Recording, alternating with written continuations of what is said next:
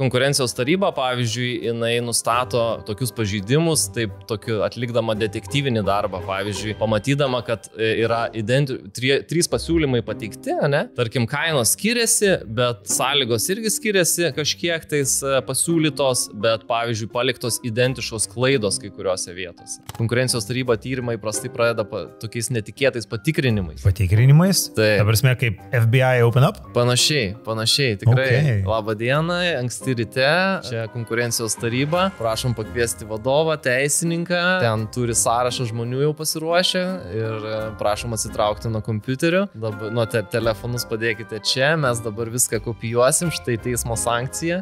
Geras. Tinderį yra žiūrėję, susirašinėjimą, nežinau, ko ten ieškojo. Konkurencijos tarnyba atrado, ar ne? Nežinau, ar atrado, bet pasižiūrėjo, maža kas susimečinai su konkurentu. Tai minčių skaitimas turbūt. Minčių skaitimas. Ir ką tu skaitytum? Priešininko mintis ir priešininko strategija.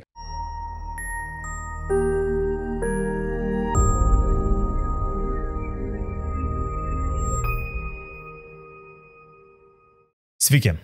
Su jumis podcastų ciklas Teisės pulsas. Aš esu šio podcasto vedėjas, renginių organizatorius, verslininkas Evaldas Vinskutonis. Ir šiandien mes Aš kalbinsiu tikrai labai įdomų žmogų, kaip ir mes visada kalbiname įdomų žmonės, ir kalbinsiu Bolės advokatų kontoros partnerį, teisės mokslų daktarą ir vieną geriausiai žinomų konkurencijos teisės specialistų Lietuvoje. Aš kalbu apie advokatą, daktarą Darių Miniotą. Labas, Dariau. Labas, Eldai. Iš tikrųjų, čia antras kadras, kai mes pasidarėm, nes pirmas momentas, ką tu iš karto man tik perskaičius pataisiai sakai, aš esu ne asocijuotasis, o jau esu partneris kontoroje. Tai man tikrai yra smagu kalbėti ir kalbinti žmonės, kurie kyla karjeros laiptais, tai reiškia, jie yra protingi, jie pasiekia gyvenime daug ir ne veltui šiandien yra čia pas mus studijoje. Dariau, iš tikrųjų, tu esi konkurencijos teisės asas. Ir tai yra sritis, kurioje daug patirties turi, daug košės valgiai ir daug dalykų galėtum papasakoti. Aš turiu klausimų ir aš tikrai norėčiau su jais tuos klausimus su tim padiskutuoti ir gauti tavo įžvalgų. Pradėsiu galbūt netradiciškai apie tai, kas man atrodo labai įdomu šiam momentui, tiesiai šviesiai.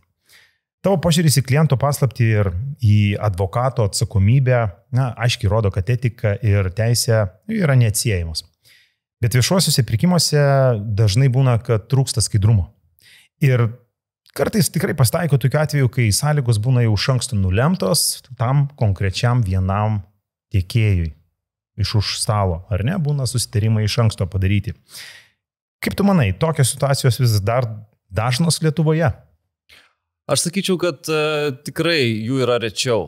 Perkančiosios organizacijos, organizuojančios viešuosius pirkimus, tai jau tikrai yra pakankamai sofistikuotos, žino visus reikalavimus.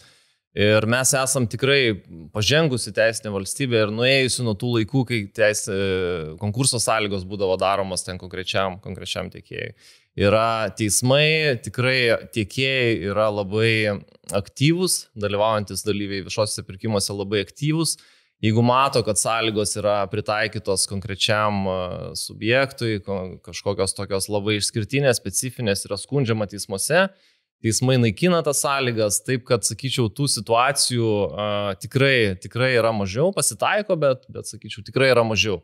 Rinka tokia yra tikrai išsivyščiusi, žinanti savo teisės, galinti apginti jas teismuose, taip kad situacija tikrai yra gera, sakyčiau, šiuo metu.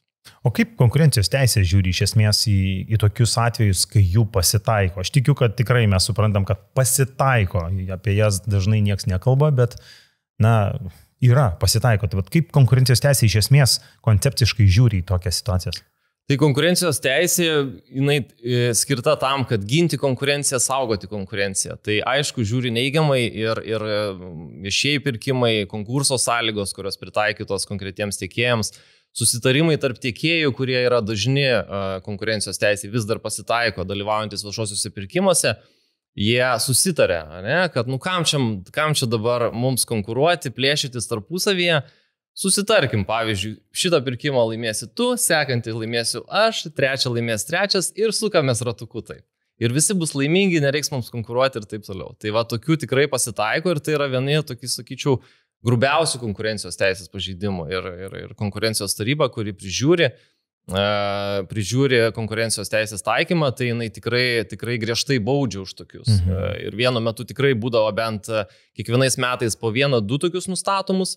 Dabar, sakyčiau, tikrai yra sumažėję, nes, turbūt žino tie dalyviai, kad, taip sakant, toli nenuvažiuos, perkančiosios organizacijos irgi jos seka ir jeigu pamato įtarimus, tai tikrai praneša konkurencijos tarybai, praneša. Jas turi tokią net pareigą. Teisingesnis žodis, praneša, o neskundžia. Skundžia galbūt neteisingą veiką. Taip, iš tikrųjų, nes jos mato, kad konkurencija yra dirbtinai ribojama. Tai būna, kad, pavyzdžiui, vienas tiekėjas už visus 3 parengia pasiūlymą. Ir tada kaip konkurencijos... Kaip daro?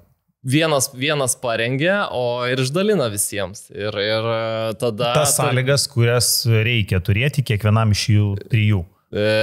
Kurios pasiūlymą, kurį reikia pateikti. Taip. Ir tada konkurencijos taryba, pavyzdžiui, jinai nustato tokius pažeidimus, atlikdama detektyvinį darbą, pavyzdžiui, pamatydama, kad yra 3 pasiūlymai pateikti, ne? Tarkim, kainos skiriasi, bet sąlygos irgi skiriasi kažkiek tais pasiūlytos, bet, pavyzdžiui, paliktos identiškos klaidos kai kuriuose vietose. Tai pagal tai būtent atsekama. Atseka, kad va čia ir tarkim tokių, aišku, gal vieno tokio neužtenka variantų, bet tai mato tokį tendenciją pasikartojimą, kad va, labai panašus pasiūlymai, pavyzdžiui, ten klaidos, gramatinės klaidos ir tada, pavyzdžiui, ten skiriasi gal tik kaina truputį. Tai čia yra įtarimai, kurie jau veda link tyrimo ir galimo pažeidimo, kad jūs nesavarankiškai parengėt tos pasiūlymus ir pateikėt, bet susitarėt tarpusavyje ir susitarėt, kas laimės iš tikrųjų tą pirkimą. Dabar, kaip tik sugalvoju tokį klausimą, kaip tau atrodo, patirtis praktika kokia yra, kaip stipriai baudžiamos įstaigos įmonės, kurios pažeidžia konkurencijos teisės principą? Tai iš tikrųjų baudžiamas labai griežtai. Konkurencijos teisė matyt tuo pasižymė ir iš visų teisės ryčių išsiskiria, kad sankcijos, tai yra baudos už pažeidimus yra didžiausios. Ir mes kalbam apie milijonus. Nei viena kita institucija Lietuvoje, nei ten kokia VMI, Lietuvos bankas irgi čia nuskamba, bet iš tikrųjų pačios didžiausios baudos yra skiriamos konkurencijos tarybos. Tai dabar viena įdomi byla, kurioje dalyvauju, iš tikrųjų tęsiasi eilę metų, vadinamoji vaistinių byla, kur vaistinių tinklai didieji buvo nubausti, bendra baudų suma yra apie 72 milijonų. Bet čia visom vaistinėm, visiems tinklam, ar ne? Trim tinklam. Tai vis tiek, jeigu pasižiūrėjus individualiai, tai kai kurie tinklai gavo ir 15, 20, 30 milijonų baudas. Tai yra tikrai didžiulės sumos. Ir, įsivaizduokit, čia yra skaičiuojama bauda, neatsižvelgiant visiškai, ar įmonė turėjo pelno. Skaičiuojama yra bauda nuo pajamų, iki 10% pajamų yra bauda. Aš kaip tik norėjau paklausti, tai jeigu mano pajamų segmentas yra, tarkim, 50 milijonų per metus, tai 10% aš turėčiau atiduoti kaip bauda. Bauda gali būti iki 5 milijonų eurų. Tai pavyzdžiui, yra įmonės, kurios generuoja labai didelę apyvartą, tarkim, prekybinės įmonės, bet dirba su mažom maržom ir, tarkim, pelnai galbūt nėra labai dideli. Tai jeigu tu padarai konkurencijos teisės pažeidimą, tai, tu gali gauti tikrai didžiulę baudą ir jinai, sakau, skiriama atsižvelgiant tik į pajamas, bet ne į pelnus. Tai daugeliu verslų tai būna tokia nuostaba, kad, tai čia turbūt nuo pelno turėtų būti, bet ne, nuo pajamų. Tai tie pažeidimai yra labai griežtai baudžiami iš tikrųjų ir verslas dažnai nustemba sužinojęs, kokio dydžio baudos gali būti skiriamos už konkurencijos teisės pažeidimus. Logiška, nes jie tikriausiai verslai per tuos konkurencijos teisės pažeidimus atitinkamus pelnus pasidaro. Tikėtina. Dažniausiai tai adekvačios yra ir baudos. Konkurencijos teisė daugeliui vis dar atrodo kaip siaura arba tik tais dideliems žaidėjams aktualis sritis. Kaip tu pats apibūdintum konkurencijos teisės esmę šiandien? Kuo galbūt jie aktuali paprastam verslui, o gal netgi kiekvienam iš mūsų? Tai iš tikrųjų konkurencijos teisė ir visų pirma yra apie vartotoją, apie kiekvieną iš mūsų, nes jinai lemia tokius pagrindinius kelis dalykus. Tai yra pakankamai konkurencijos, reiškia įprastai mažesnės kainas, didesnį pasirinkimą ir inovacijas, tai yra naujų produktų, paslaugų sukūrimą. Jeigu konkurencija yra nepakankama, tai mes galime mokėti brangiai, neturėti iš ko pasirinkti ir neturėti naujų produktų ir panašiai. Tai verslui visų pirma, aišku, tai yra svarbu dėl to, kad, mano minėtos baudos, niekas nenori pažeisti konkurencijos teisės šiuo metu. Bent jau tie, kurie žino. Taip. Ir iš tikrųjų daug pažeidimų padaroma iš tokio ir nežinojimo. Vėlgi, sakyčiau, turbūt mažiau negu anksčiau, nes, tikrai supratimas apie konkurencijos teisę, ta konkurencijos kultūra, jinai didėja ir tikrai verslas žino tos reikalavimus, bet dažnai vis tiek daro tam tikrus dalykus arba iš įpratimo, arba iš to, kad, čiagi taip verslas turi darytis, ne? Kaip aš kitaip darysiu verslą, o kartais tai prasilenkia su konkurencijos taisyklėmis. Pavyzdžiui, vienas iš pavyzdžių ir dabar labai daug tyrimų su tuo susijusių yra apie perpardavimo kainas, nes konkurencijos teisės principas, kad aš jeigu iš tiekėjo nusipirku kažkokią prekę, aš ją galiu perparduoti už kainą, kokią tik noriu, jau galutiniam vartotojui. Bet tiekėjai, kurie tiekia tą prekę, dažnai bando reguliuoti tą galutinę kainą, lentynos kainą vadinamą, tarkim, draudžia taikyti nuolaidas kažkokias. Nori, kad ten jų kaina nebūtų, tarkim, jų prekės kaina būtų, tarkim, tam tikro lygio rinkoje ir panašiai. Tarkim, jeigu yra prabangos kažkokia prekė, nori, kad daug kainuotų ir panašiai. Tai tų tokių ribojimų yra ir tai dažnai, kai kuriais atvejais tai yra konkurencijos teisės pažeidimas ir taryba tyria tokius atvejus ir baudžia. Tai tiek verslui aktualu, tiek, aišku, kiekvienam iš mūsų. Dabar, jeigu pasižiūrėtume tarptautiniu mastu, tai ką mes girdim, kam skiriamos kartais milijardinės baudos. Tai yra Google, Facebook, Meta, Apple, Amazon. Tai yra produktai, kuriais mes naudojamės. Kodėl mes esam taip įpratę prie Google? Nes jie praktiškai monopolistai. Tai jie yra monopolistai. Nes ir nėra praktiškai, yra ten tų... Bet kaip skirti baudą už tai, kad tu esi vienintelis, nes nėra rinkoje alternatyvų, o galbūt nėra alternatyvų, nes kažkas uzurpuoja. Būtent. Tai būti vieninteliu, jeigu tu pasieki sąžiningai tą padėtį rinkoje, tai viskas yra tvarkoje, leidžiama, bet kai tu esi tas vadinamas dominuojantis ar netgi monopolistas, tai tu turi tam tikras atsakomybės, neriboti konkurencijos, įsileidžiant, tarkim, konkurentus, sudarant galimybę sukurti naujus produktus ir panašiai. Tai Google už tai ir yra baudžiami, kad, bent jau kaip nustato institucijos, ar tai Europos komisija, kuri tyria, tai kad jie riboja galimybės naujų produktų sukūrimui, tarkim, įėjimui į rinką ir panašiai. Ir mes net nesusimastom, mes tiek pripratę prie Google, kad turbūt net neįsivaizduojam, kad čia gali būti kažkokios kitokios paieškos sistemos, labai viskas fainai, čia Google Maps, Google viskas yra. Bet iš tikrųjų, jeigu būtų, tarkim, kokios 5, galbūt mes naudotume paiešką visiškai kitaip, negu naudojam dabar, visai naujai ir panašiai, kaip dirbtinis intelektas padarė proveržį. Arba kaip kažkada Internet Exploreris savo laiku buvo vienintelė praktiškai naršyklė ir mes gal ten neįsivaizdavom, o dabar Internet Explorer, jeigu pažiūrėsime, Edge'as dabar vadinasi, tai jie neturi ne 10% rinkos, nes buvo būtent įpareigoti atrišti savo naršyklę nuo Windows'ų, tai Chrome'as iššoko ar ten Firefox'as ir taip toliau. Tai... Kiekvienas dėl savo savybių, Chrome'as dėl to, kad patogus, nes naudoja visi Gmail'ą, o Firefox'as dabar yra dėl to, kad išlaiko pozicijas dėl saugumo, nes yra ganėtinai tikrai saugus palyginus su kitom naršyklėm ir panašiai. Tai aš, kadangi tu paminėjai Google'ą, paminėjai Amazon'ą, žinau, kad esi komentavęs šitų kompanijų atvejus. Ir kaip tu manai, ar tokių technologijų gigantų tyrimai, baudų istorijos keičia požiūrį į konkurencijos teisės taikymą Lietuvoje ar nelabai? Mes visi turbūt paskaitom tas antraštės, pasižiūrim, kad čia skirtos eilinis iki milijardinės baudos. Manau, kad mes manom, kad tai yra labai toli nuo mūsų.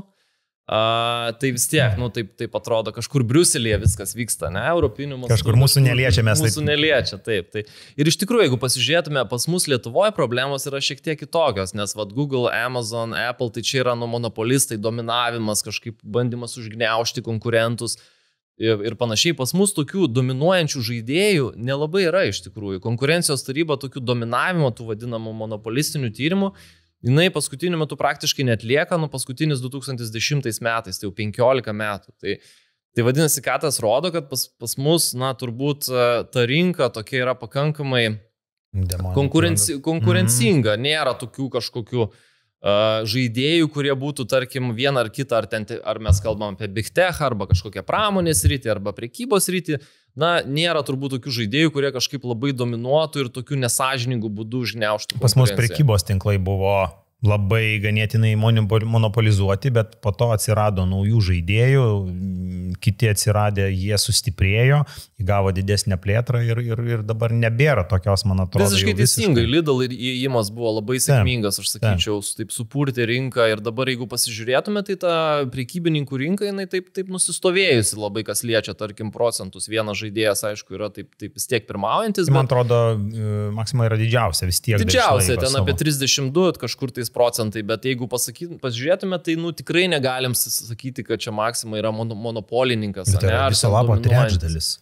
Taip, tai yra trečdalis ir kiti turi labai tokį, tikrai stiprų konkurencinį spaudimą daro. Tas pats ir ten ir Lidl, IKEA, ir Rimi ir taip toliau. Tai tikrai, aišku, visada norėtųsi daugiau ir visi kalba, čia dar vienas tinklas galėtų ateiti nes iš tikrųjų, Lidl ateimas, tai aš sakyčiau, jis taip supurtė rinką, kas liečia, tarkim, kainas, pasirinkimą ir taip toliau, tai čia ir yra ta konkurencijos išraiška, kuri pasireiškia jau eilinio žmogaus gyvenime. Bet dar, jeigu taip pagalvoti žmogiškai, nebėra vietos plotų, kur jau tuos prekybos centrus statyti. Nes jie jau dabar užpildė visus įmanomus plotus ir jau dabar plečiasi į išorę, į miestų kraštus ir panašiai. Jau nebėra. Visi centruose esančios vietos ir panašiai.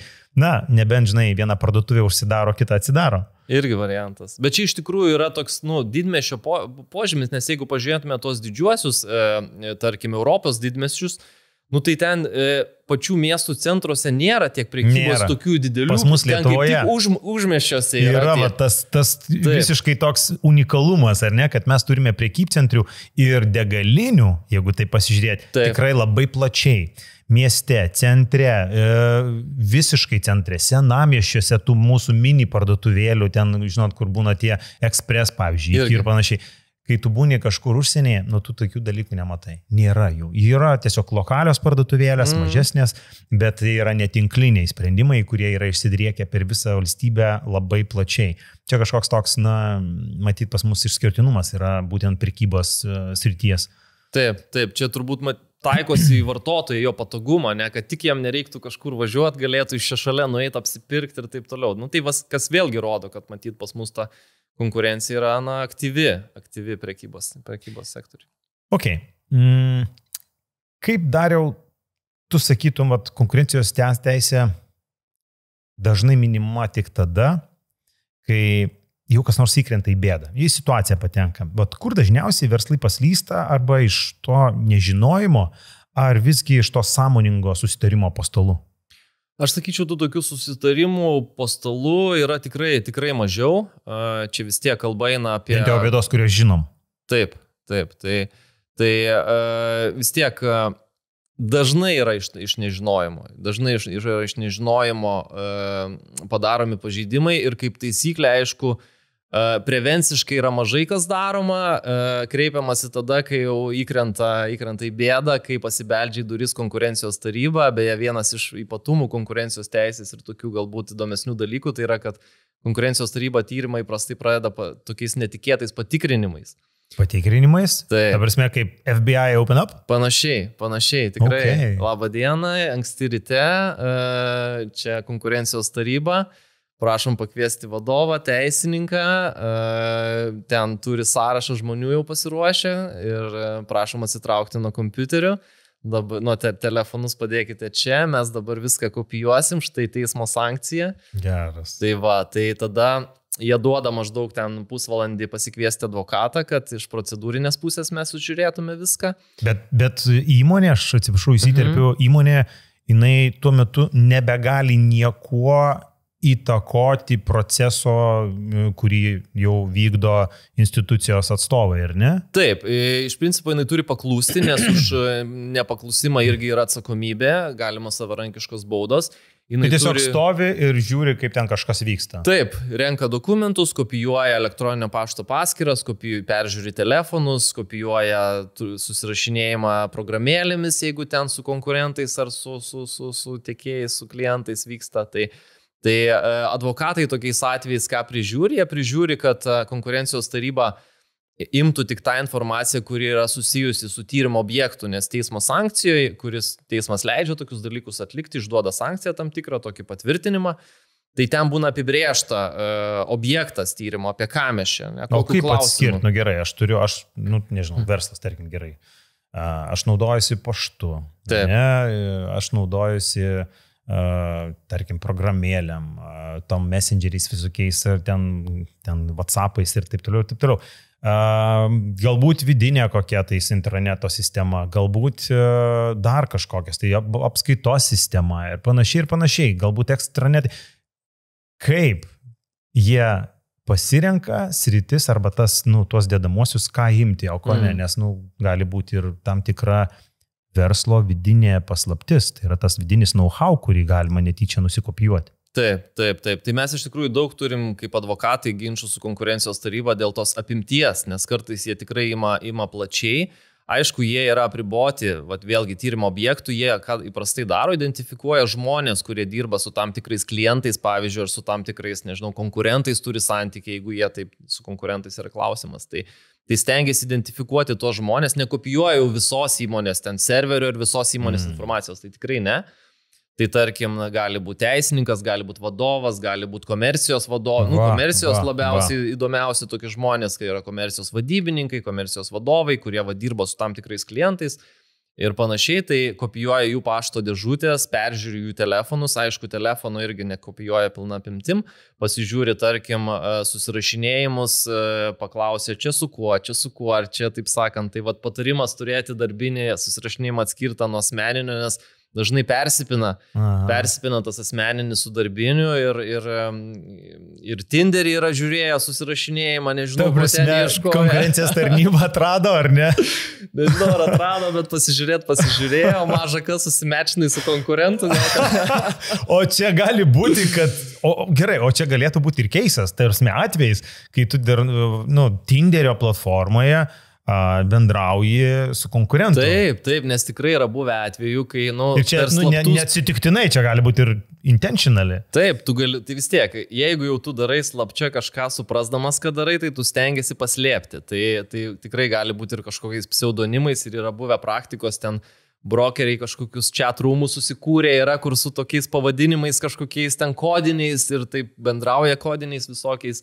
Tai tas toksai tyrimas kartais jis būna tikrai detektyvinis ir dėl to taryba tą žinodama, tai jinai žiūri visus galimus atvejus. Tai tas pats messengeris, signalas, WhatsAppas, ten viskas gali būti pažiūrėta. Tai aišku, jie kopijuoja jau tik tą, ką nustato, kas yra susiję, tai šitoj vietoj tai jie privalo tą daryti. Ir negali kopijuoti asmeninio susirašinėjimo. Bet per tuos patikrinimus įvairiai būna, žmonės ten supanikuoja, puola trinti, puola čia ir per langus popierius mesti ir kažkur išsineša ir išplėšia kokius popierius. Visai kaip filmas, realiai. Taip. Tai ir už tai yra savarankiškos baudos skiriamos. Tiesiog tas patikrinimas yra toks stresinė situacija, nes ateina, sutrikdo veiklą, viskas stoja, tavo susitikimai visi atšaukti, tu daugiau nieko, tavo kompas paimtas, telefonas paimtas, tu tada karštlygiškai matyt mastai, gal kažkur kažką visgi aš kažką negerai parašiau, kažką padaryti. Kur čia dar.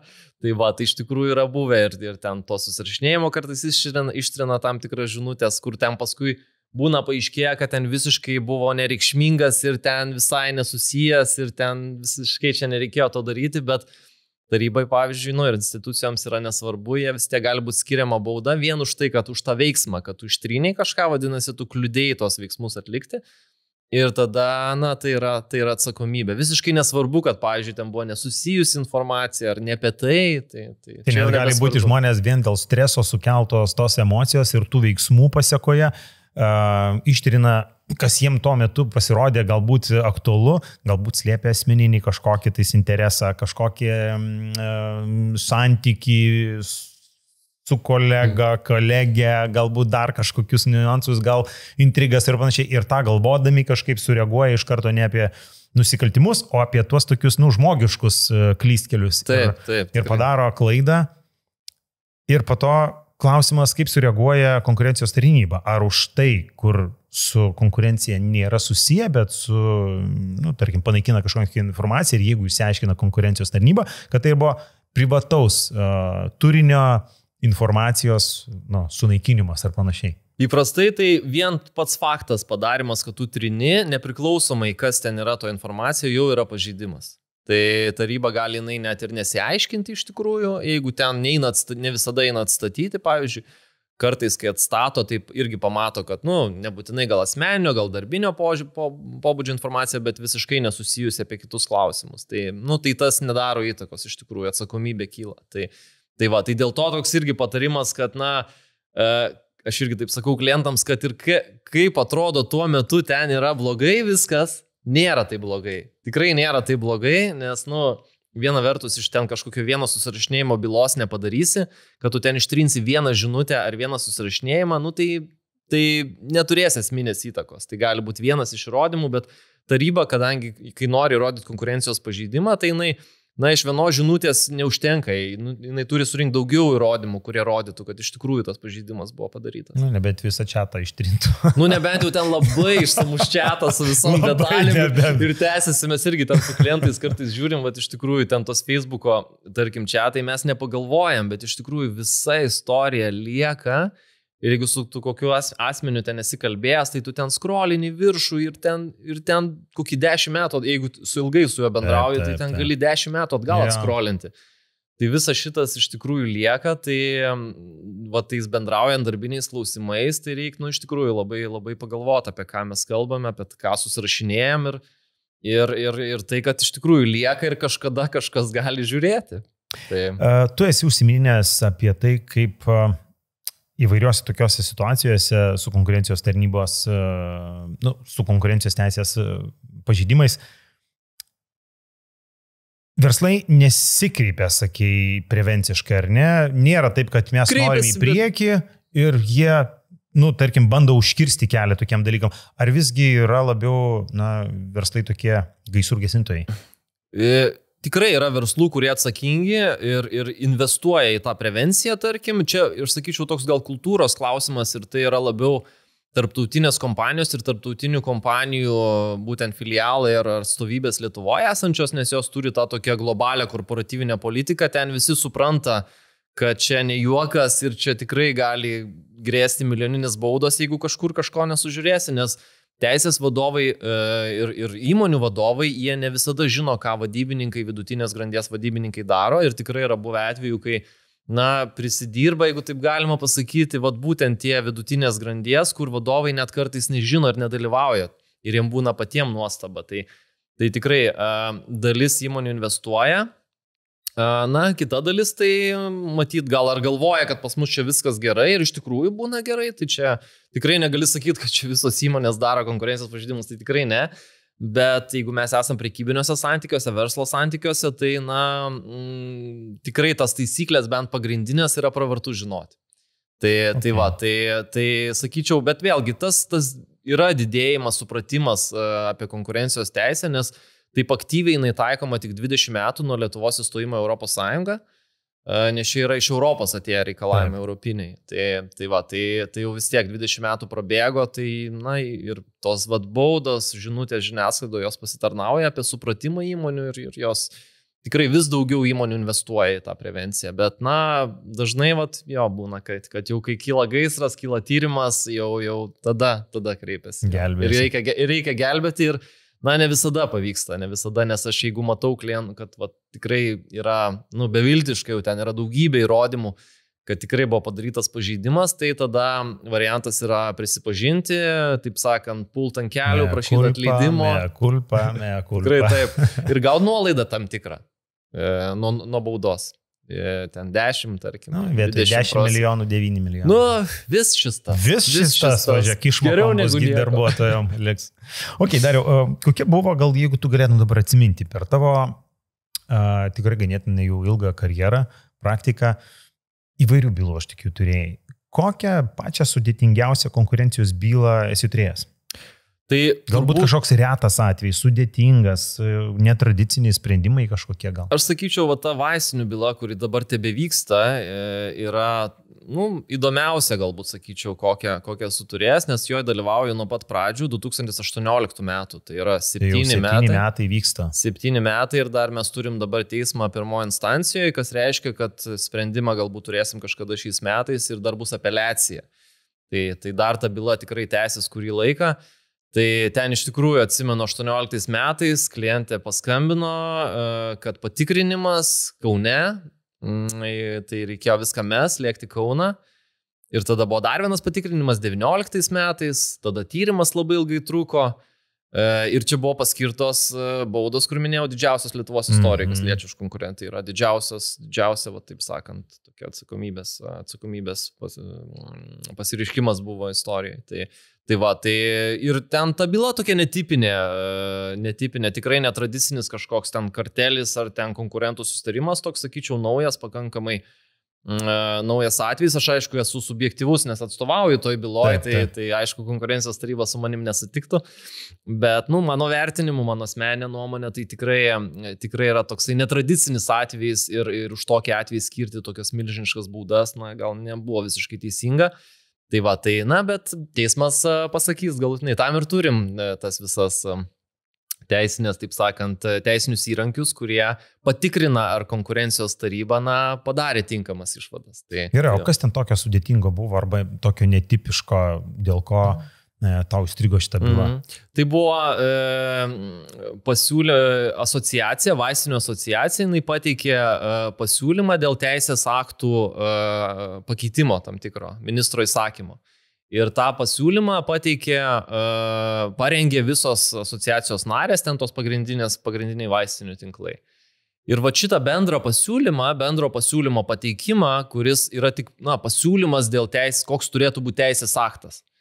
Konkurencijos taryba pripažino kaip pažeidimą, nes jos vertinimu tokius pasiūlymus turėjo teikti kiekviena vaistinė individualiai, ne per asociaciją. Tai mums ten daug kyla tokių klausimų, nes asociacijų tikslas yra atstovauti savo narius ir teikti tokį subendrintą pasiūlymą, kurį tu gali arba priimti, arba nepriimti, tu gali išmesti iš šiukšlių dėžę, jeigu tau jisai nepatinka, arba tu gali atsižvelgti iš dalies pilnai. Tai plus viskas yra, ten lobistinė veikla buvo vykdoma skaidriai, viskas deklaruoti lobistai.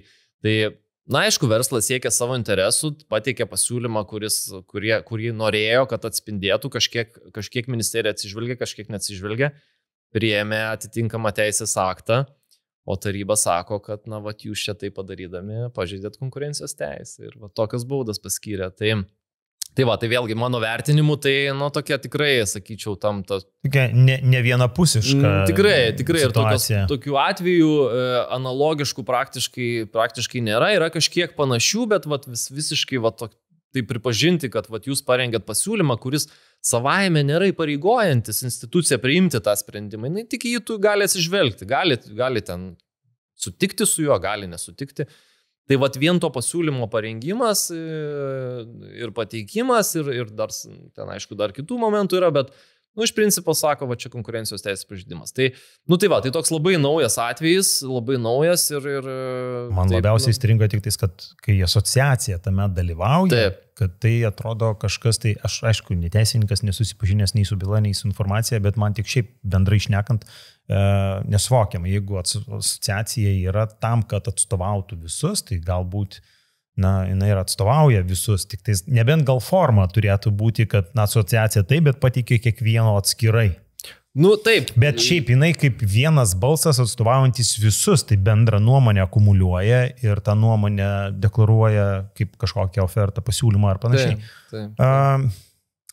Aš tai linkėčiau tau daug kantrybės, sėkmės šitoj byloj, nes manau, kad daug vandens dar gali nutekėti, kol ten kažkas įvyks pokyčių prasme. Žiūrėsim, ačiū, tai stengiamės, dirbam ir matysim iš tikrųjų. Gal taryba bus teisi ir čia tokia tam tikra praktika nauja susiformuos, matysim. Ar yra kažkokia pamoka, kurią tu pasiėmė iš šitos bylos? Na, manau, jinai kadangi dar nesibaigė, tai... Bet vis tiek jau 7 metai. Taip. Tai tikrai kažkas taip, viduje įvyko. Aišku, čia reikia suprasti, kad asociacijos yra taip, jos vienė konkurentus, nes asociacija tai kai tu vis tiek kažkokio rinkoje veikia, ne, ir ten nariai yra konkurentai ir ten tikrai yra buvę tų konkurencijos bylų nemažai, kur asociacijos kontekste, asociacijos susirinkimuose būdavo susitariama, konkurentai dėl kažko susitardavo, pavyzdžiui, ten kainas nustatyti vienodas ir panašiai. Tai tos asociacijos visada yra tokios padidintos rizikos zona, bet dabar po šitos bylos ir po šito tyrimo, tai sakyčiau, dar padidėjo ta rizika, tai kai kurios įmonės iš vis išstoja iš kai kurių asociacijų, valdydamos tą riziką, sako, mes geriau nedalyvausim, bet jau kad tik tai, kad mūsų čia nenubaustų neaišku už ką. Tai pagrindinė pamoka matyti, tai kad, asociacijose, jeigu iki šiol elgiamės taip atsargiai, tai reikia, dar labiau atsargiau elgtis. Ten turi teisininkai dalyvauti susitikimuose, ten gink dievę, kad kur kažkas kažko nepasakytų ir ten atsiriboti iš karto, jeigu ten kažkas kažką pasako. Tai jau netinkamo. Tai čia turbūt pagrindinė, kad su asociacijų platformai reikia dirbti tikrai labai, labai atsargiai, žinant, ką galima ir ko negalima. Tai konkurencijos taryba kaip tik pristatė tokias asociacijų gairės neseniai, išleido jas, dabar pristatinėja ir tas irgi, manau, prisidės prie dar didesnio supratimo, kaip veikti asociacijoms. Okay. Manau, kad pamoka išmokta, darbas atsargiau su asociacijom, kurios turėtų atvirkščiai padėti. Taip, turėtų, bet, sakau, tokia tai kaip ir dviprasmiškas toks, kaip ir asociacijos turėtų padėti verslui lengviau bendrauti su valdžia ar ten atstovauti savo interesus, bet kartu yra ta konkurencijos teisė, reikalavimai padidintos. Lukštas, ant kurio galima paslysti. Tikrai taip. Ta padidintos rizikos zona, tai toks dvipusis dalykas, kurį labai reikia turėti omeny. Dariau, valstybės pagalba. Dažnai valstybės pagalba skamba kaip teigiamas dalykas. Ten investicijos, parama verslui, paskatos sektoriams ir panašiai. Tačiau konkurencijos teisėje tai ko gero yra viena sudėtingiausių sričių. Kodėl? Tai valstybės pagalba aš kartais vadinu tokia konkurencijos ar teisės netgi aukštąją matematiką, nes iš tikrųjų vėlgi viena priežasčių, kad jinai taikoma pakankamai neseniai, čia vėlgi iš ES kilę reikalavimai, tai apie 20 metų šiek tiek daugiau. Ir tas supratimas, kad valstybės pagalba gali iškreipti konkurenciją, jeigu tu vieniems duodi valstybės pagalbą, o kitiems ne, tai jisai atėjo, taip sakant, irgi su laiku. Ir pradžiai ten iš vis niekas nekreipė dėmesį į tą valstybės pagalbą, dalino ten į kairę į dešinę, nes šiaip valstybės pagalba arba reikia suderinti su Europos komisija, arba tam tikras išimtis pritaikyti, kurių yra daugybė reglamentų įvairiausių. Tai viena iš priežasčių, dėl ko tai yra taip sudėtinga, tai pirma, identifikuoti, ar tai tikrai yra valstybės pagalba, ar mes kažkam suteikiam pranašumą, nesuteikiam, ar čia visiems vienodai, nes ir valstybės pagalba gali pasireikšti tiek subsidijom, išmokom kažkokiam tiesioginiam, tiek ir netiesioginiam, pavyzdžiui, mokesčių lengvatos yra valstybės pagalba.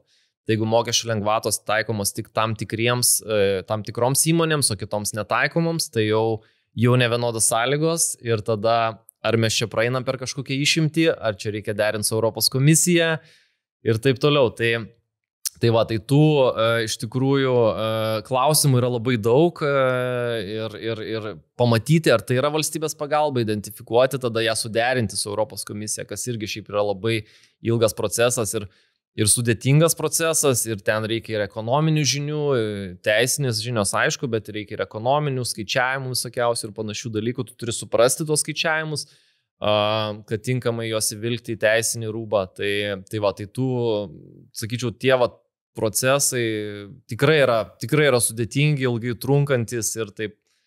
Tai dažna dalis teisininkų tai net purtos išgirdę tą valstybės pagalbos, kad čia vėl valstybės pagalbos klausimas. Bet nieko, aš padarysiu, duokit man. Temedy. Profesionalūs teisininkai, dirbtinis intelektas, teismų praktika. Pasibėjau tavo straipsnį LRT portale. Jame kalbėjai apie advokato profesinės paslapties ribas. Ir kaip tau atrodo, kada tai yra tikra paslaptis, o kada ji gali tapti teisinio ginčo objektu? Nu, advokato profesinė paslaptis toks labai yra šventas dalykas, aš sakyčiau. Čia labai yra saugoma ir viena iš advokato privilegijų yra. Pavyzdžiui, konkurencijos bylose, kokia yra specifika, kad visas susirašinėjimas tarp kliento įmonės ir išorinio advokato yra griežtai saugomas ir konkurencijos taryba ar ten kita institucija net negali žiūrėti tokio susirašinėjimo. Kitaip tariant, klientas gali pasakyti išoriniam advokatui, kad va, žiūrėk, čia man atrodo, aš sudariau kartelį, ką man dabar daryti. Ir tada advokatas sako, nu, čia galim, ar pavyzdžiui, taip, čia yra kartelis, nežinau, variantai tokie, einam prisipažįstam, tylim, sėdim ramiai ir nieko nedarom, gal nepastebės, bet viską nutraukiam ir taip toliau. Tai va, tai tokios va, konsultacijos visos jos yra saugomos. Ir vat, vienas iš dalykų, ką mes darom patikrinimo metu, kodėl reikia advokato patikrinimo metu, tai yra, kad konkurencijos taryba kopijuodama tos visus duomenis nenusikopijuotų susirašinėjimus su advokatu, nes jis yra saugomas. Tai šitoje vietoje negali būti naudojamas tas, taip sakant, susirašinėjimas, konsultacija, kad klientas jaustųsi laisvas. Ir galėtų pilnai taip gyvendinti savo teisę į teisinę gynybą ir konsultavimąsi su advokatu. Bet tuo tarpu, jeigu yra vidinis teisininkas, ar net būna kartais advokatai tokie, su advokato statusu, bet dirbantis išimtinai tai kontorai, tokie vidiniai, galima sakyti, advokatai. Tai jau tas susirašinėjimas, jis yra nesaugomas. Jis yra nesaugomas konkurencijos bylose. Tai čia tas advokato profesinė, nes kaip irgi advokatas, gali sakyti, ne, bet kadangi jis yra toks kaip vidinis teisininkas, tik advokato statusu, jau jis yra suinteresuotas įmonė, jos taip sakant, kaip čia jinai veikia ir taip toliau, gali ir pats prisidėti net ir taip toliau, tai dėl to tas susirašinėjimas jau yra nesaugomas, nes tas išorinis advokatas laikoma, kad jis taip gali nepriklausomai vertinti situaciją ir nepriklausomą patarimą suteikti ir tas nepriklausomas patarimas jis turi būti saugomas. Gerai, o kur ta riba, kai tu sprendi, ką galima pasakyti, o ką reikėtų palikti tarp tavęs ir tarp kliento? Visų pirma, ką aš darau, tai aš vis tiek stengiuosi išsiaiškinti situaciją ir, kaip minėjau, jeigu aš matau, kad jų byla yra, tarkim, beviltiška, ne, ir mes ten nieko negalėsim pasiekti, tai aš taip klientui ir pasakau, nes aš neįsiu ginti pozicijos, kuri yra, įrodymai akivaizdžiai rodo priešingai. Tai žinai, pats kvailai atrodo ir tikrai, jeigu perspektyvų nėra, tai ten neverta tada aušint burnos. Bet aišku, konkurencijos teisė tuo ir yra įdomi, tuo man jinai visada buvo įdomi, kad čia nėra taip labai juoda balta. Čia yra labai daug pilkos zonos ir daug labai erdvės interpretacijai. Kaip čia pasireiškia tas įmonių elgesys, kokie buvo ten tie susitarimai priimti, ką jie reiškia iš tikrųjų ir taip toliau. Ar tikrai tas, kas parašyta, yra, iš tikrųjų įmonės turėjo tą minį ir panašiai. Tai tų tokių taisyklių, kai kurios taisyklės tokios yra tikrai griežtos, bet dažnų atveju yra daug tokie atvejai yra ribiniai, kur tu tikrai matai erdvės, kad gali klientui padėti, kad čia institucija galbūt nėra visiškai teisi, galbūt jinai neįvykdė savo pareigos įrodyti, nes jinai tą pareigą turi, jeigu jinai nori skirti baudas ir nori pasakyti, kad čia buvo pažeidimas rimtas, tai jinai turi tikrai tikinamai įrodyti, kad jis ir buvo. Tai kartais mes matom, kad, aš matau, kad tas institucijai nepavyksta. Tai aišku, visada geriausiai, kad klientas būtų kuo atviresnis, nes nieko nėra blogiau, kai nueini į bylą ar kažkokią situaciją sprendi ir tada vidury sužinai, kad ten dar yra kažkas, ko tu iki šiol nežinojai ir kas ten keičia ar greuna tavo visą strategiją. Dažnai tai būna? Nepasakyčiau, kad tai būna, bet būna kartais. Taip. Tenka keisti strategiją? Tenka keisti. Taip, improvizuoti ar ten iš esmės pakeisti. Tai jeigu, tarkim, yra kažkokie neatsiranda ten įrodymai nenuginčiami ir panašiai, tai reikia adaptuotis. Tada keli rankas į viršų, sakai, okei, kitą kartą mes ateisime. Visai būna, bet reikia adaptuotis pagal situaciją iš tikrųjų. Okei, turiu klausimą apie tave, vadinkime, apie tavo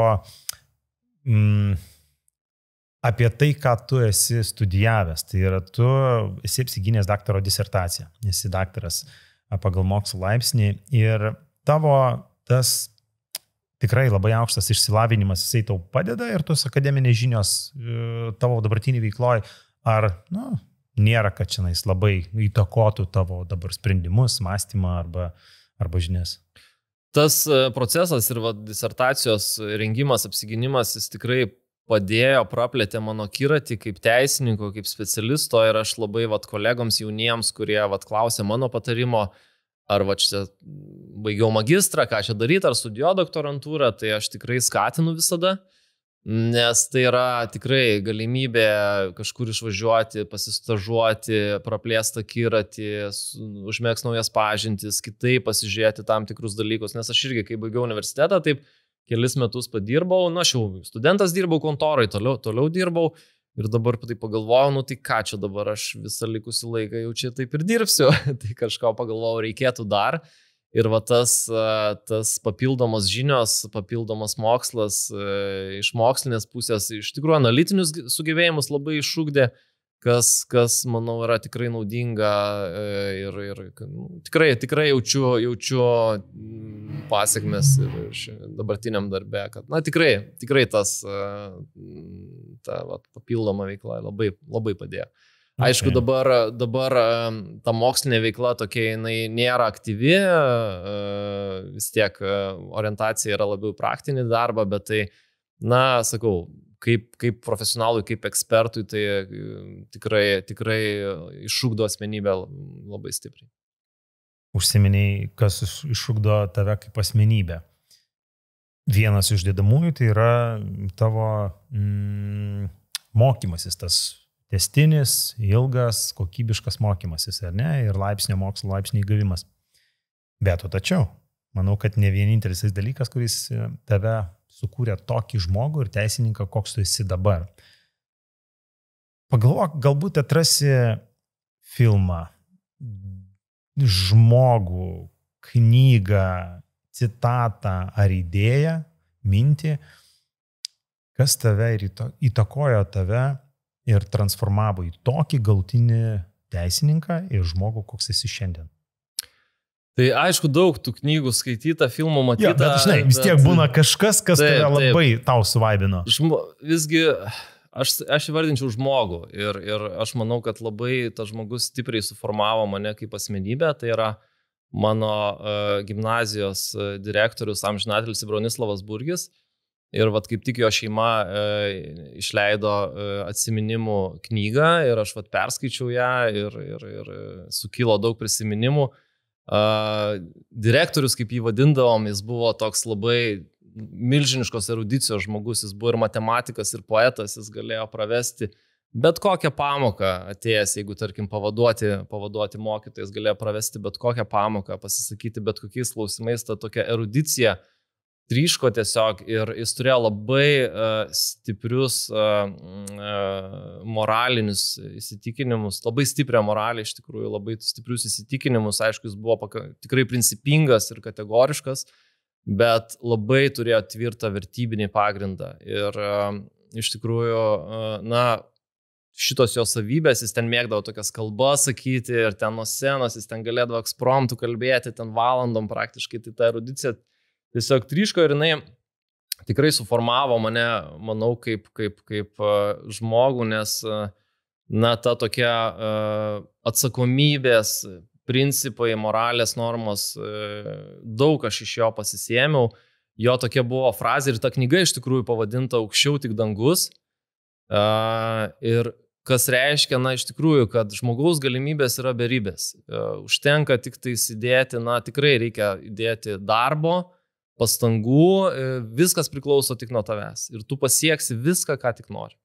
Tai tik reikia darbo ir pastangų, aišku, ir laiko, bet, viskas priklauso nuo tavęs. Čia taip, gali sakyti, taip šabloniškai, bet tu esi savo likimo kalvis ir iš tikrųjų, jeigu tu įdėsi pastangų, ar tai liečia mokslus, ar tai liečia karjerą, viskas yra padaroma, viskas yra pasiekiama, tikrai tau nereikia nieko, kad tau kažkas ateitų, padėtų, ištiestų ten pagalbos, ar tai valdžia, ar ten dar kažkas. Viskas priklauso nuo tavęs ir tu gali tikrai daug ką pasiekti. Tai tie dalykai man labai strigo ir tikrai suformavo mane ir tas laikas gimnazijai, tos taisyklės kelios, kurias jis turėjo, tokios pagrindinės, tai taip, manau, mums visiems baigusiems taip labai paklojo didžiulius pamatus likusiam gyvenimui. Tai puikiai atsimenu ir manau, kad tai padarė tikrai didelį įtaką. Man kaip žmogui, kaip profesionalui, kaip asmenybei.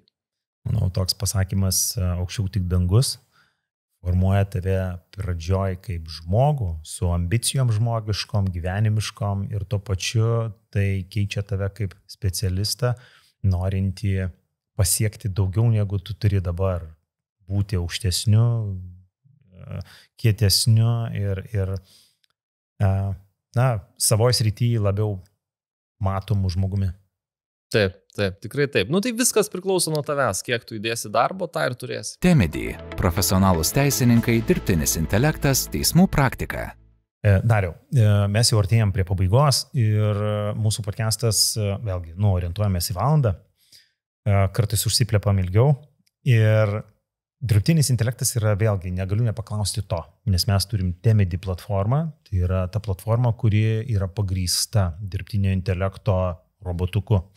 Ir būtent technologijos, kaip ir tas mūsų dirbtinis intelektas, keičia daugelį profesijų, tame tarpe ir teisės sritį. Kaip tau atrodo, kurios teisinės funkcijos galėtų būti visiškai lengvai automatizuotos, o kurios atvirkščiai galėtų labiau pagelbėti teisininkui? Tai visų pirma, manau, šiuolaikiniam teisininkui dirbtinis intelektas yra būtinas ir net tik dėl to, kad ruošti procesinius dokumentus, kur paaiškėja vėliau su nuorodomi neegzistuojančias bylas, bet iš tikrųjų tai yra tikrai labai geras pagalbininkas. Nemanau, kad jis pakeis teisininką ir teisininko specializuotus ir sudėtingus patarimus, kuriuos mes dalinam klientams, bet tai yra labai didelė pagalba, kas liečia tą tokį tiek techninius įvairius aspektus, tai yra ten dokumentų susisteminimą, santraukos padarimą, tarkim, e-mailų sudraftinimą ir, tarkim, kažkokius išanalizavimą, tu gali sumesti daug dokumentų ir tau ten juos sukramtys, padarys kažkokią lentelę pagal tavo norus ir panašiai. Tai yra tikrai daugybė galimybių. Čia kaip vienas žmogus, kuris vedė mokymus apie dirbtinį intelektą, kaip tik sakė, nežiūrėkite dirbtinį intelektą kaip teisininko visiškai pakaitalą, tai yra tokio lygio kaip jaunesnysis teisininkas padėjėjas, kuris gali padaryti praktiškai visus techninius darbus, kuris gali padaryti pakankamai nesudėtingus teisinius darbus, pateikti tam tikrais atvejais konsultaciją. Tačiau visą laiką viską reikia tikrai patikrinti, aklai nepasitikėti, nes tikrai ten būna tų haliucinavimų ir panašių dalykų. Tai va, bet šiaip aš manau, neatsiejamas yra teisininko darbas nuo dirbtinio intelekto, nes tai labai suefektyvina, leidžia sutaupyti laiko ir leidžia skirti jį tokiems sudėtingesnių klausimų ir problemų sprendimui, negaištant laiko techniniams įvairiams dalykams. Tai va, taip toks kaip pagalbininkas jis yra būtinas, mūsų kontora taip pat labai plačiai pradėjo naudoti, va, tai per paskutinius metus, tai mes praktiškai kontoros mastu visi naudojam dirbtinio intelekto priemonės kaip būtent tą darbo efektyvinimo priemonę. Tiesiog nepasikliaujant labiau, vadinkim, jo sprendimais, bet tiesiog kaip techninius, vadinkim, tokius paprastus mechaninius darbus atlikti vietoj to, kad rankom patys. Bet gali ir pasitarti kartais su juo. Pavyzdžiui, paprašai pasiūlyti kokio nors sutarčiai nuostato, ne? Arba kaip jo vertinimu ten šita sutartis, ar jinai čia, taip sakant, čia kas dar galėtų būti papildomai, ne? Ar kokios galėtų būti tipinės nuostatos ir taip toliau. Tai techninis darbas yra tai, bet kartais tikrai gali ir tokiais teisiniais klausimais papildyti savo, tarkim, ar pasisemti gal net ir naujų idėjų kartais. Padėti suprasti kai kuriuos, tarkim, dokumentus ar tarkim, klausimus, kuriems ten, tarkim, reiktų skirti kokią gerą valandą analizės, tu gali paprašyti, kad, jis pateiktų savo nuomonę, kaip čia ir tas atvyksta per 10 sekundžių. Tai tokių tikrai funkcijų yra labai gerų ir mes dar mokomės ir vis atrandam, kaip naujus ryčių, kaip galima panaudoti. Tai tokiems paprastiems darbams, paprastiems uždaviniams, paprastų netgi dokumentų parengimui tikrai galima naudoti. Kas liečia sudėtingas, sofistikuotas, tarkim, specializuotus patarimus, tai manau, be teisininko įsikišimo tikrai dar ilgai neišsiversim. Tai kad tikrai jis dar ilgai bus būtinas, bet, sakau, dirbtinis intelektas labai didelė pagalba yra tam. Artėjom prie pabaigos, kaip ir minėjau, ir sugalvojau tokią rubriką. Greitesnis pulsas. Taip. Kadangi mes turim teisės pulsą, tai greitesnis pulsas tai yra klausimai, kurie, žinai, tokie gali būti skirtingi, bet tiesiog kažkuo tai saviti labai. Kaip tau atrodo, kiek procentų viešųjų pirkimų, tavo nuomonė, vis dar kvepia tų tokių iš anksto numatytų sprendimų? Tai yra, iš po stalo, ar ne? Tai kalbu, kiek tavo nuomonė, o tokių dar ir mes turime procentų? Aš galvoju, ne daugiau negu 10, gal net mažiau. Oho, tai kažkaip optimistiškai žiūrėčiau. Manau, kad visai mes susitvarkė šitoje srityje. Okay. Čia yra statistika kažkokia, ar čia yra visiškai tavo įžvalga? Manau, kad tikrai nėra statistikos, nes čia tokie dalykai, kur statistikos taip nelabai turbūt ir gali būti. Kaip šešėlį yra nustato, ir ne, ir turi kažkokią tai procentą, kiek sako, Šimonytė sako, mes turime ten tiek ir tiek procentų šešėlio. Kažkaip nustato. Jo, bet čia aišku, mano vertinimas, mano spėjimas, aš su viešaisiais pirkimais mano gal mažiau dirbu, ten kolegos gal, bet su kolegom dažnai bendraujam tais klausimais, bet kiek seku rinką, kiek domiuosi, tai aš manau, kad tikrai tas yra sumažėję. Gerai. Įsivaizduok, tu turi vaikų? 3. Vyriausias kiek metų? 14, vakar buvo gimtadienis 14. Žiūrėk, tai klausimas tobulas. Įsivaizduok dabar, kaip tu paaiškintum savo 14-mečiui jaunuoliui, paprastai paaiškintum, kas yra kartelinis susitarimas ir kodėl tai yra blogai, kuo tai kenkia. Visiems. Taip, tai mano 14-metė, kaip tik gimtadienį nusipirko, paprašė gal dovanos rankinės, Geso rankinė, 99 eurai. Ir sakyčiau, aš dabar, jeigu tu galėtum nusipirkti tą rankinę už 50 eurų, ar tu būtum laiminga, ar nebūtum laiminga. Tai tikiuosi, kad jinai atsakytų, kad laiminga. Kartelinis susitarimas reiškia, kad ta rankinė visur kainuoja 99 eurai. Ir niekur tu pigiau negali nusipirkti. Tai arba Apple telefonas, kai visur yra vienoda kaina ir tu pigiau negali nusipirkti. Jau ir dabar yra šiaip praktiškai visur vienoda kaina, bet truputį variacijų yra. Jeigu pasižiūrėjus ten 5 eurais 10, gali pigiau surasti. Kas jeigu vienoje vietoje iPhone'as, pavyzdžiui, pas dilerį oficialų kainuoja, tarkim, 1500, pavyzdžiui, ar ne, o ten kokioj Telijoje ar panašiai, ten 1490. Tai ar čia jau konkurencijos pažeidimas ar ne?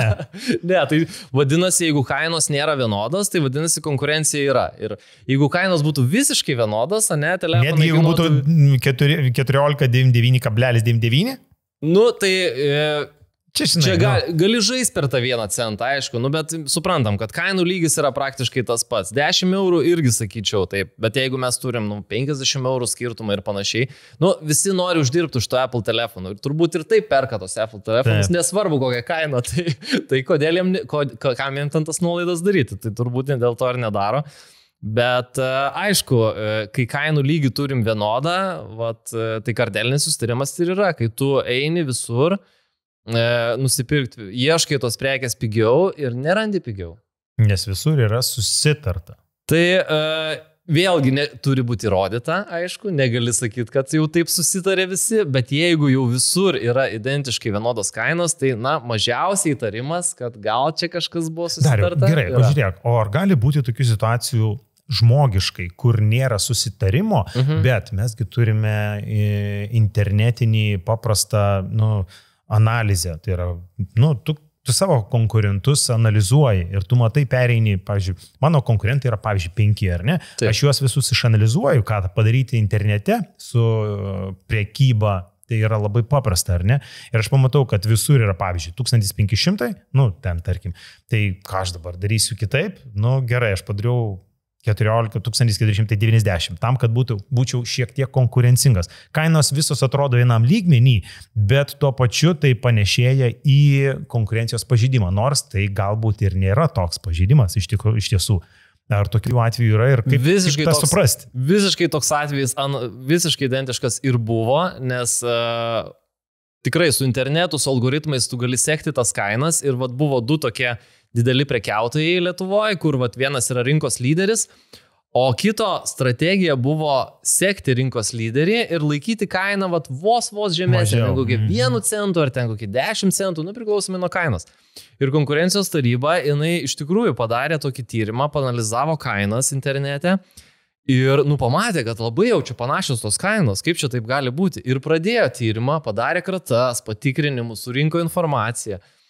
Ir galų gale tą tyrimą teko nutraukti, nes iš tikrųjų paaiškėjo, kad ta įmonė, jinai turi tokią strategiją, jinai seka, ta antra įmonė, jinai seka rinkos lyderį, jinai taip maždaug monitorina jo kainas, prisitaiko prie jo kainų, truputį laiko mažesnės, nes tokia yra taktika. Ir tokį, bet čia yra, jie savarankiškai taip nusprendė, jie nebuvo jokio susitarimo. Tai jeigu tu savarankiškai tokį stebėseną darai ir sakai, tai ką man čia leistis mažiau, aš nuleisiu 1 eurų ir gal ten iš manęs pirks vis tiek, žinai. Tai tada viskas tvarkoja, čia nėra pažeidimo. Tai internetas, algoritmai ir tu gali svesti algoritmus, kurie tave praktiškai priderina prie konkurento kainų. Ir čia daug klausimų yra konkurencijos teisė dabar, ar čia pažeidimas, nepažeidimas, kaip čia vertinti. Taip labai įdomus dalykai.